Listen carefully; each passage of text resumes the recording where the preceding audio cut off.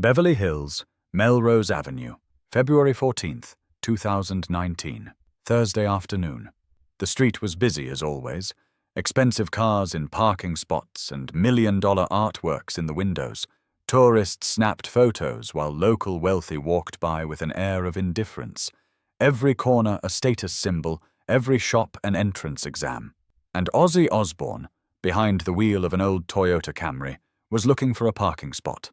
He had to get something for Sharon's anniversary. In 42 years of marriage, you learn a few things. Like how Sharon preferred art over jewelry, how she favored old things over new ones, and how she especially loved surprises. Ozzy had come to Melrose with $200 cash in his pocket and a credit card with no limit. The plan was simple. Find a small gallery, buy something beautiful, surprise Sharon at dinner. Simple. Or at least it was supposed to be. Finally, he found a parking spot. As he parked the car, he glanced in the mirror. He was 70 years old, but that old fire still burned in his soul. He wore a black t-shirt with no logo on it. His faded blue jeans had lost their color from too many washes. On his feet were old Converse sneakers. His hair was messy as always. He put on his round sunglasses and got out of the car. He stumbled slightly as he walked, the price of years of rock and roll living. His knees complained with every step, but Ozzy didn't care. Bloody hell, he thought. You can do this for Sharon. Walking down the middle of the street, he watched the people around him. Everyone was going somewhere. Everyone had a purpose. A young couple held hands, looking at shop windows. An elderly woman held a small dog on a leash. The dog was peeing on a fire hydrant. Tourists were taking selfies. Ozzy was lost among them. No one recognized him. No one looked twice. And that gave him peace. Being famous was great most of the time, but sometimes he just wanted to be a regular bloke. Walking down Melrose Avenue, a small gallery caught his attention. The window displayed modern artworks, but in one corner stood an old painting. It looked like it was from the 1940s. It resembled a black and white photograph, but it was done in oil paint. A woman, a window, raindrops. Sharon would love this. Ozzy stopped, moved closer to the window, squinting at the painting. There was no price tag. That usually meant one of two things. Either it was very cheap or very expensive. Ozzy's experience told him it was the latter. But it didn't matter. He could already picture the smile on Sharon's face. He opened the gallery door. A small bell chimed, one of those old-fashioned bell sounds. Inside was much colder than outside. The air conditioning was cranked up. Ozzy shivered for a moment. The walls were white, the ceiling high, the floor polished concrete. Inside the gallery were maybe 10, 15 paintings, each under its own light, each like a small universe. In the center stood a black table with a thick catalogue resting on it. But no one was there. Ozzy walked in, looked around. Where was the painting from the window? On the right side, in the corner, was a door with "Private" written on it. Ozzy began to wait. A few seconds later, footsteps came from the stairs. Someone was coming down, quickly. A young woman appeared. She was 25, maybe 27 years old. She wore a black dress, slim fit, down to her knees. Her hair was pulled back in a tight bun. She had minimal makeup on, but her lipstick was a bright red. In her eyes was an arrogance, the kind you only see in servants of the wealthy. She held an iPad in her hand, staring at the screen, and didn't even look up. The woman walked behind the desk, set down her iPad, and finally looked at Ozzy. Her gaze swept over him from head to toe. She saw Ozzy's old t-shirt, saw his shoes, saw his messy hair, and her face changed. Instead of a warm, professional smile, came a forced smile mixed with slight disgust. Ozzy had seen this before. This was the "What are you doing here? This place isn't for you" look. But Ozzy stayed calm. He smiled, lowered his sunglasses a bit so the woman could see his eyes. The woman spoke. Her voice was sweet, but underneath was a coldness. "Good afternoon. How can I help you?" Ozzy kept smiling. "Good afternoon, love. I was curious about the painting in your window, the one with the raindrops. What's the price?" he said. His voice was calm, his Birmingham accent as distinct as ever. The woman raised her eyebrows slightly. She'd heard the way Ozzy spoke. Accent. Foreign. Probably a tourist. She picked up her iPad, tapped it a few times, then looked at the screen. "Ah, that piece," the woman said, her voice even colder now. "Henri Beaumont, 1947. French Impressionism. A very rare piece. The last owner was a French collector. It came to us from the family." She paused, looked at Ozzy as if waiting for him to say something. Ozzy said nothing, just waited. The woman continued.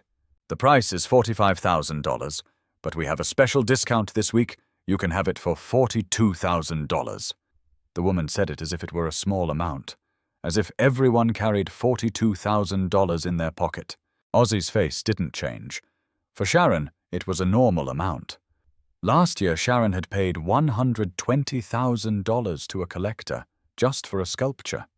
But this woman didn't need to know that. Ozzy simply nodded. "I understand. Can I see it?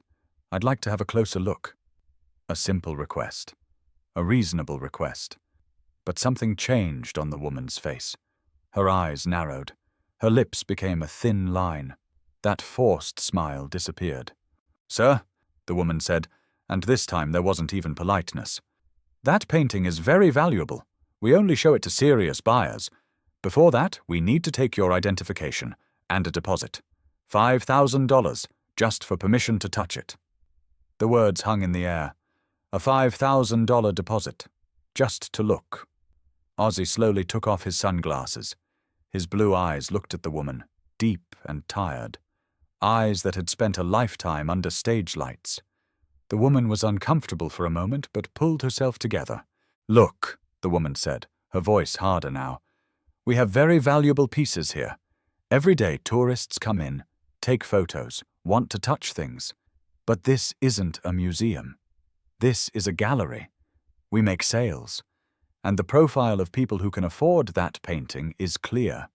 She stopped, looked at Ozzy. The message was clear. "You're not that profile. What are you doing here?" Ozzy took a deep breath, stayed calm. Sharon always told him, "Ozzy, don't get angry. The world's full of idiots. Don't argue with them, just smile and walk away." But this time something stirred inside Ozzy. Maybe it was that the painting was perfect for Sharon. Maybe it was the woman's tone. Maybe it was just that he was old and tired, but this time he didn't want to walk away. "Love," Ozzy said, his voice still calm. "I just want to see a painting. I've got money. I've got a credit card. If I like it, I'll buy it. Simple." The woman laughed. A small, bitter laugh. "Sir, the paintings here range from $40,000 to $200,000. Not suitable for tourists like you. Maybe there are more appropriate places on Rodeo Drive, or street artists at Venice Beach. They're more accessible for people like you." The words were like poison. Ozzy shook his head. "People like me? What do you mean?" he said. The woman hesitated for a moment. Maybe she'd gone too far. But then that arrogance came back. "What I mean is, our client profile is usually different. Corporate collectors, famous names, serious art enthusiasts, people who understand the value of these pieces and can afford them." She emphasized the last word. Afford them. The gallery door opened at that moment. The bell chimed again. Ozzy and the woman turned. 3 people walked in. 2 women, 1 man. All in their 50s, all in expensive clothes. One of the women carried a Chanel bag, the other a Hermès. The man wore an Italian suit, his tie perfectly knotted. All 3 wore sunglasses, even though they were indoors. The young woman's face changed instantly. That cold, dismissive expression vanished, replaced by a warm, genuine smile. "Ah, Mrs. Richardson," the woman said, fake enthusiasm in her voice. "How wonderful to see you again. And Mr. Martinez, welcome." The 3 people walked toward the woman. Ozzy stayed to the side. He'd become invisible. The woman wasn't even looking at Ozzy anymore. She was focused on her new clients. "Jessica," Mrs. Richardson said, her voice high and sharp. Did that Warhol piece you mentioned on the phone arrive? Jessica, the gallery assistant, nodded eagerly. Yes, upstairs in the private viewing room. It's magnificent. I'll show you. The three of them began walking toward the stairs. Jessica was leading the way. But just as they reached the foot of the stairs, she stopped, turned, and looked at Ozzy. Sir, Jessica said, her voice now very cold. We won't be able to help you today. Perhaps another time. The message was clear. Leave. Ozzy looked at Jessica with those blue eyes. He wanted to say something. But what would he say? I'm Ozzy Osbourne, you know? Would that be stupid? Would that be ego? And Ozzy wasn't here for ego. He was here for Sharon. Ozzy smiled. I understand, love. Thanks anyway. Jessica didn't even respond. She continued up the stairs. The three wealthy clients followed. Ozzy was left alone. Inside the gallery, cold, sterile, surrounded by white walls. Footsteps echoed. The sound of cars passing came from outside. Ozzy stood there for a moment. Then he turned, walked to the door, and stepped outside. Bloody hell, he thought. You're 70 years old, still dealing with this sort of rubbish. He pulled out his phone from his pocket, thought about calling Sharon. But what would he say? A gallery assistant kicked me out because I look homeless? Sharon would laugh. Then she'd get angry. Then she'd go to that gallery and get that girl fired. No, Ozzy didn't want that. He just wanted to buy a gift. A simple gift. He put the phone back in his pocket. As he walked toward his car, someone called out from behind. Sir, wait! Ozzy turned. A man was running from the gallery. In his 60s, his hair silver grey, wearing an expensive but comfortable suit. When the man reached Ozzy, he was out of breath. I'm sorry, he said, breathless. I had to stop you. I'm Marcus Chen, the gallery owner. He extended his hand. Ozzy shook it. Ozzy, he said simply. Marcus nodded. I know, he said softly. I recognized you. My assistant didn't, but I did. And I saw what happened inside. We have security cameras. Ozzy's eyebrows raised. Ah, he said. Marcus spoke quickly. Please, I apologize. Jessica is new. Well, not new exactly, but she hasn't fully grasped the nature of this business yet. It's not just about money. Art should be accessible to everyone. Marcus paused, looked at Ozzy's face. You wanted to see that painting with the rain, didn't you? Henry Beaumont. Beautiful piece. For your wife? Ozzy was surprised. Yeah, he said. For Sharon. Our anniversary. Marcus smiled. 42 years, right? I read about it. Congratulations. That's a rare achievement these days. Ozzy smiled. That's down to Sharon. I made the mess. She cleaned it up. Marcus laughed. A genuine laugh. Ah, same here. Without my wife, this gallery would have gone under years ago. The two men looked at each other, a moment of silence, but a comfortable silence. Marcus spoke. Please, come back in. Let me show you that painting, and I'll have Jessica apologize.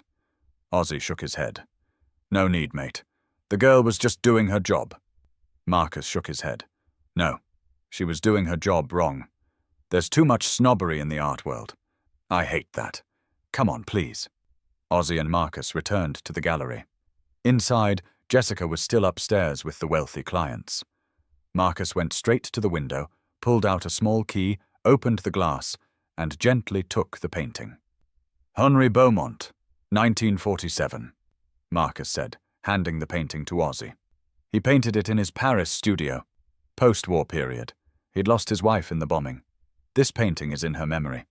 The raindrops are actually tears. Ozzy took the painting in his hands. It was light. The frame was wooden, old and worn. He looked at the painting, the woman, the window, the rain. But now it looked different. It wasn't just a picture. It was a story, a loss, a love. Sharon would adore this. Beautiful, Ozzy said softly. Sharon will love this. Marcus smiled. Then it's yours. They said $42,000, but for you, $38,000. Artists should support each other. Ozzy looked at Marcus. Artists? Marcus nodded. You do music, I do visual art. But same soul, same struggle. The devil's always in the details, isn't he? Ozzy laughed. Bloody hell, you're right about that. He pulled out his credit card from his pocket. Let's do it then. Marcus gently placed the painting on the table, ran the card through a small machine. The transaction went through. Packaging will take a bit of time, Marcus said. But I'll arrange delivery tomorrow. Can I get your address? Just then, voices came from the stairs. Jessica was coming down with the wealthy clients. And the Warhol is an original print. Only 50 were made.